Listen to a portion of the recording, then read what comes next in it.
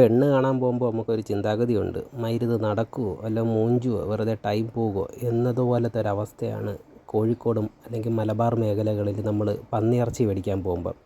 കാരണം വളരെ കഷ്ടപ്പെട്ട് കിലോമീറ്ററുകൾ താണ്ടി കാണ്ടമുള്ള കിലോമീറ്ററുകൾ താണ്ടി 100 രൂപയുടെ എണ്ണയൊക്കെ അടിച്ച് ഈ പറയുന്ന കടയിലോട്ട് എത്തുമ്പം മയിൽ അവിടെ കണ്ടില്ലെങ്കിൽ നമ്മുടെ ടൈം ഏകദേശം 3/4 മണിക്കൂറുണ്ട് വീട്ടിൽ നിന്ന് യാത്ര ചെയ്യാനായിട്ട്. കാരണം അവിടെ ആണെങ്കിൽ ഒരു ചെറിയ പീസ് എടുത്ത് വെക്കത്തേ ഉള്ളൂ, എന്നിട്ട് അത് വെട്ടി കിട്ടത്തേ ഉള്ളൂ. ഞായറാഴ്ച മാത്രമേ ഉള്ളൂ. ചിലപ്പോൾ നമ്മൾ ചെല്ലുമ്പോഴത്തേക്ക് സാധനം തീർന്നു പോവുകയും ചെയ്യും. അങ്ങനെ വളരെ കഷ്ടപ്പെട്ട് കൊതിയോടെ ഈ പറഞ്ഞ സ്ഥലത്തെത്തി. അങ്ങനെ ലാസ്റ്റ് ആ കടയിൽ നിന്ന് നമ്മൾ ഇറച്ചിയൊക്കെ വാങ്ങിക്കുന്നു.